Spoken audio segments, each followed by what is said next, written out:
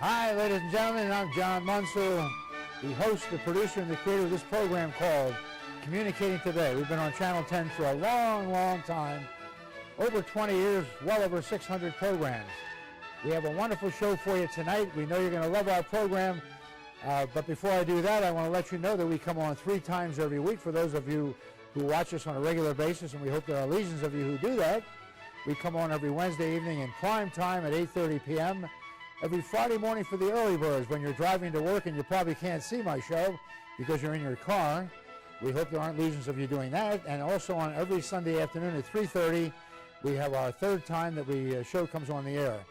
I have this lovely lady sitting alongside of me here that I'm going to introduce to you right now, and her name is Dr. Alianna Maren. She is a wonderful guest who's going to be talking about her exciting new book, which we will be picturing on your TV screen at home as you watch your program, as you watch our 30-minute show. And we also have a copy of her book right here on our desk entitled Unveiling the Inner Journey. Welcome to our program, Alianna. It's so nice to have you on our show, and we're looking forward to talking about this wonderful book. But I guess before we do that, we ought to find out a little bit something about you as our guest tonight. And I guess I should ask you, are you from the Washington, D.C. area originally? Or are you from someplace else?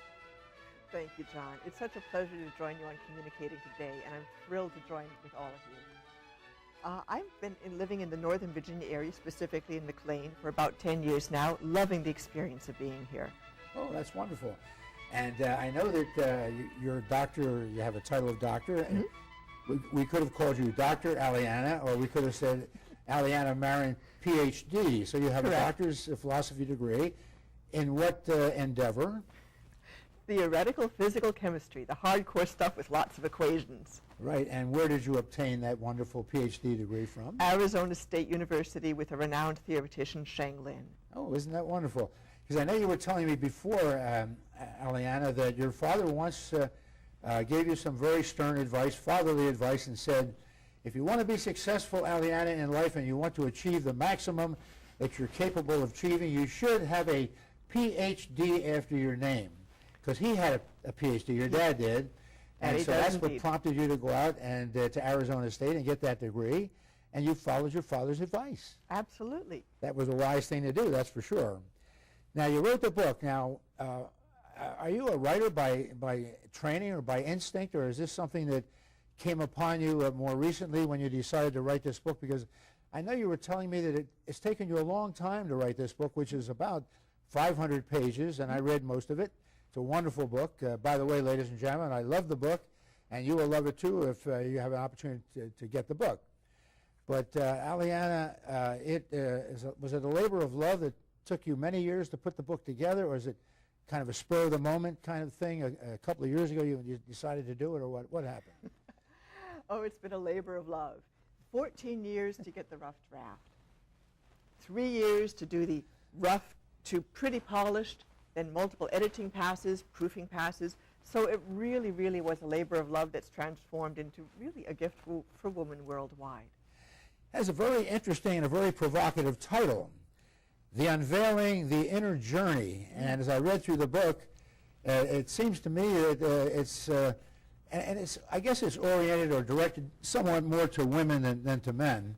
I think you'll agree with me on that.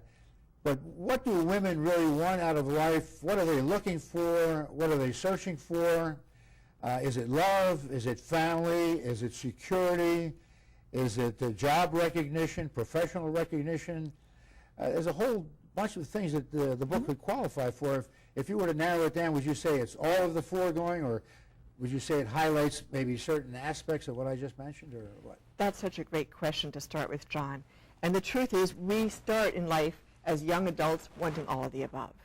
And in addition to that, if you read Geoffrey Chaucer's Canterbury Tales, what we want is power over men.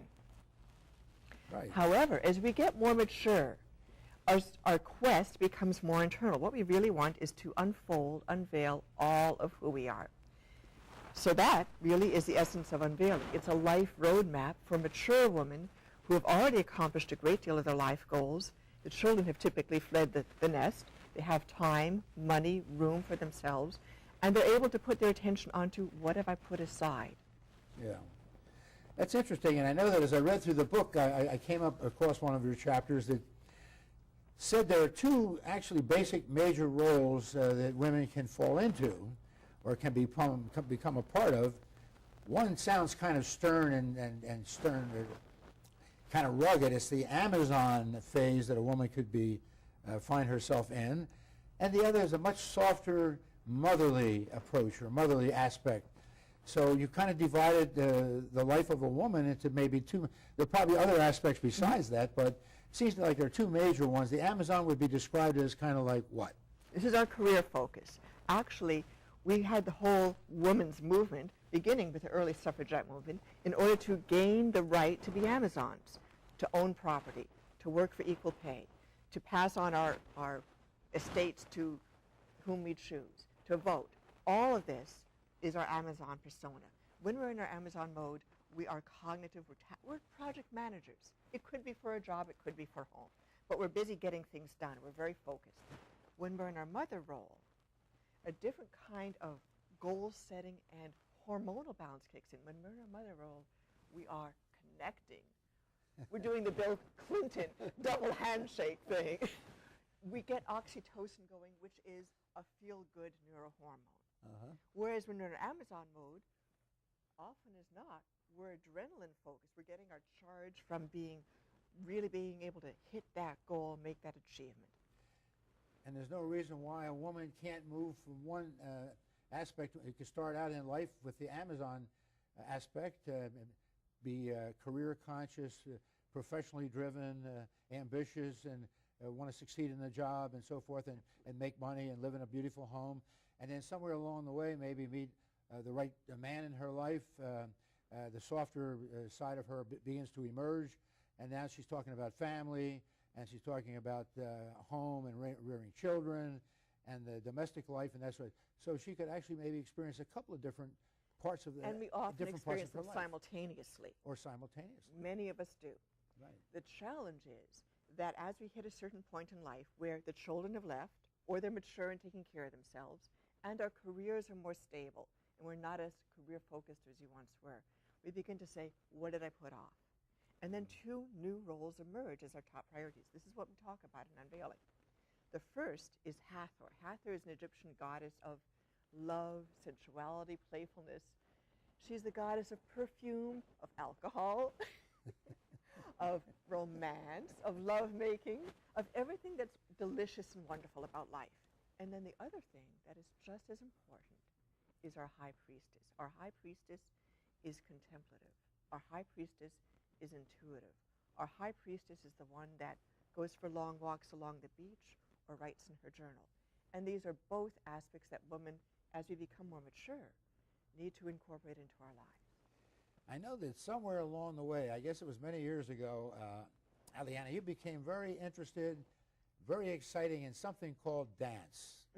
Now, as we all know, those of us who watch Dancing with the Stars, Oh my goodness. for the last 15 years that program has been on the air, wonderful program with all kinds of wonderful dancing. There's foxtrots, and there are rumbas and sambas and so forth.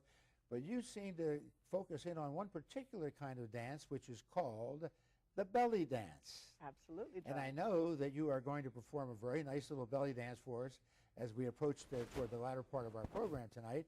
And I know we're all going to be looking forward to seeing that, Alianna. But what prompted you to get interested and involved in this thing called belly dance? I'd actually started off with a very masculine focus. I was very Amazon in my younger years. In fact, I did martial arts. And a friend of mine, a gentleman, said, Allie, you're doing great with the structured stuff, but I think you would benefit from a more expressive kind of exercise. And he said, this story, by the way, is an unveiling. The most powerful woman that I know is a woman named Medea, and she teaches belly dance. I was in her next class. It felt as though I was coming home. So you took the class with this very famous, wonderful belly dancer. And what was her name again? Medea. Medea.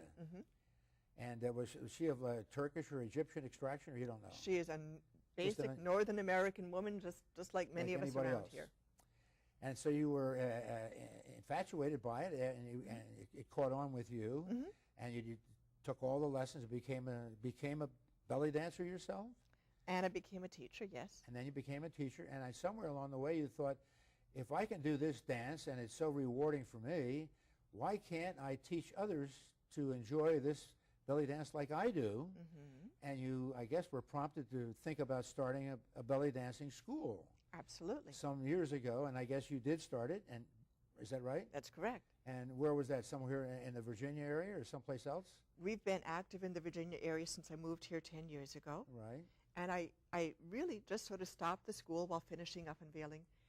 This coming Sunday, we're going to reopen with a grand reopening open house in my dance studio. And if people contact me through the email address that's given on the website, they'll be able to get directions and details for the coming open house. Before we go any further, Alianna, I think your website is going to be a very important communications tool in our program. So what I'd like you to do, let's give out that website right now, the www. TheUnveilingJourney.com. TheUnveilingJourney.com, folks, for you watching our program tonight. Very important website because that will tell you where her school is located, all about the school itself, the kind of programs that she has, the kind of dancing that she teaches, the kind of instructors, the experienced instructors that she has available in her school, any cost that might be involved, that sort of thing, costuming, and all the things that you need to know. And this idea of belly dancing, from what I understand from your book, Alianna, is wonderful because belly dancing is a wonderful form, if nothing else, a wonderful form of staying in shape. Absolutely. Exercising. We can get Michelle Obama-style arms without having to lift weights. That's right. Use a few yards of silk, and it's more fun. So it's a great form of staying in shape, of exercising and so forth. But there's another aspect to belly dancing, which I think most, at least men, I think, and certainly women would agree, there's a sexual aspect to it. Do you want to amplify or emphasize that a little bit more? Why is that so important from that standpoint? Men love to ask that question, John. Men love to ask about the sexy side, the erotic nature of belly dance. Right. The truth is, it is an erotic art form. But it's not so much erotic for men. We're really not doing it for men. We do it for ourselves. It helps us bring up and amplify our inner juiciness. It helps us feel good. It helps us feel sensual. When we act sensual, playful, even maybe a little bit erotic or teasing, then we bring out those feelings, and we get comfortable with that as an aspect of our personalities. And there are a few, let's call them the sex secrets, that are included in the book, and I actually teach those in my classes. You know, you have all these, you go to these nightclubs now that they feature different kinds of dancing. It's not really belly dancing. Belly dancing seems to be a very artistic, beautiful form of dancing. It's beautiful. You go to some of these other dances where the pole dancing and all that kind of stuff, which is, you know, not anywhere near in the same category, the same class as the thing that you represent, which is about belly dancing. The thing about belly dance, John, is that it's emotionally expressive. And many of us women, when we go to work, it's like we're playing in one octave of music and we can only play C major. It's very limited. It's beautiful, but it's very limited. Yeah. With belly dance, we get all the octaves and all the different keys, and we can shift from, like, you know, G major to D minor. We can shift our rhythm, we can shift our mood, we can shift our tempo.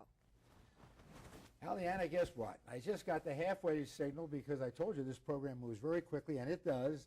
I go back to the camera for a few seconds. Ladies and gentlemen, watching our program, to reorient you as to who we are, just in case you may have tuned in a little bit late, and we hope there aren't legions of you who did that.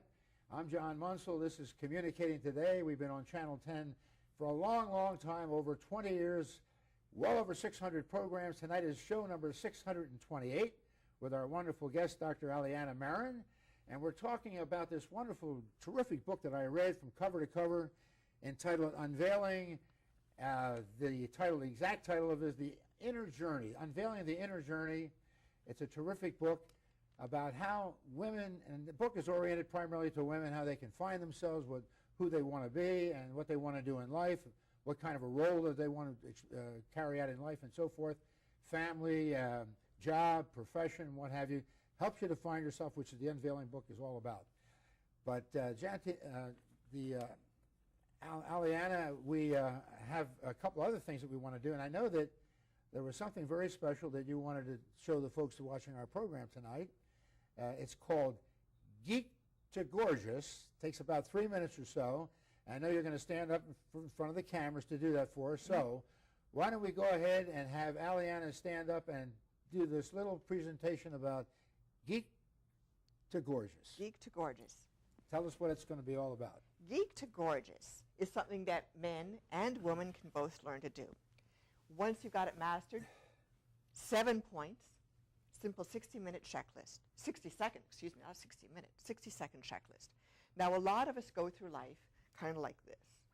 Our back is sway backed, everything's sticking out, head's like this, belly's out, shoulders are out. Oh my God, don't we look awful when we do that?